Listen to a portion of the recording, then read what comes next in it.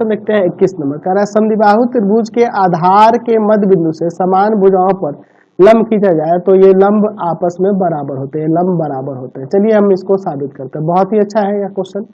चलिए मैं यहाँ पे एक समद्विबाहु त्रिभुज ले लेता हूँ, इसका नाम देते हैं ABC। समद्विबाहु त्रिभुज के आधार के मध्य बिंदु, मान लेते हैं कि BC का मध्य बिंदु यहाँ पे D है और इस मध्य बिंदु D से हम लोग दोनों समान भुजाओं पर लंब खींचते हैं। एक इधर लंब खींचते हैं और दूसरा लंब इस पे खींचते हैं। ठीक है, यह लंब खींच दिया है, यहाँ पर यह लंब है और यहाँ पर यह लंब है। इसका नाम कुछ दे दिया जाए, इसका नाम मैं यहाँ पर M दे देता हूँ। ठीक है, और यहाँ पे M दे देता हूँ। तो ये लंब आपस में बराबर है, DM DN के बराबर है, ये हमें साबित करना है। चलिए देखते हैं क्या दिया है और क्या साबित करना है।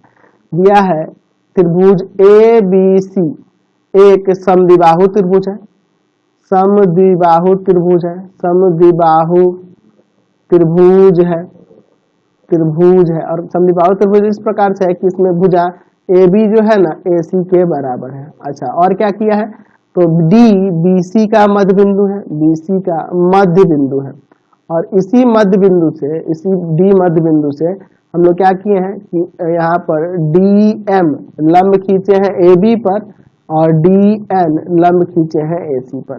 तो सिद्ध करना है, तो सिद्ध करना है, तो सिद्ध करना है, क्या सिद्ध करना है कि ये लंब आपस में बराबर है।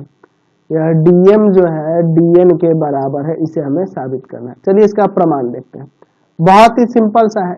अब देखो ना, इन दोनों को हमें सर्वांगसम दिखाने के लिए आसान है। यह कोण 90-90, एंगल B बराबर एंगल C हो ही जाएगा और यह BD बराबर CD हो जाएगा क्योंकि यह उभय, ये D जो है BC का मध्य बिंदु है। चलिए तो हो जाएगा त्रिभुज BDM तथा त्रिभुज CDMN में, देख लो BDM और CDN में। चलिए इन दोनों को देखते हैं। तो यहाँ पर एंगल BDM बराबर में, नहीं BDM नहीं ना, इसका नाम BMD हो जाएगा। एंगल BMD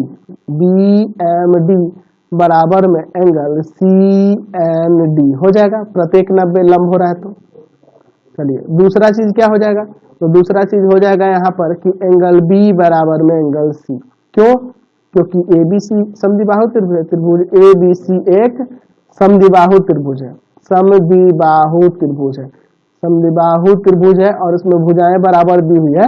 AB जो है AC के बराबर है, इसलिए उसके सम्मुख कोण बराबर हो गए। ठीक है, अच्छा अब देखिए तीसरा चीज क्या हो जाएगा कि BD बराबर में CD। क्यों, क्योंकि आपके पास D BC का मध्य बिंदु है, मध्य बिंदु है, D BC का मध्य बिंदु है, इसलिए BD CD के बराबर। तो त्रिभुज BDM सर्वांगसम हो जाएगा त्रिभुज CDN के। कैसे, एंगल साइड सर्वांग समता से। ठीक है, एंगल साइड सर्वांग समता से सर्वांगसम हो गया। और जब यह सर्वांगसम हो गया तो मैं यहाँ से आसानी से DM बराबर में DN लिख सकता हूँ, CPCT से। DM बराबर में DN है CPCT से।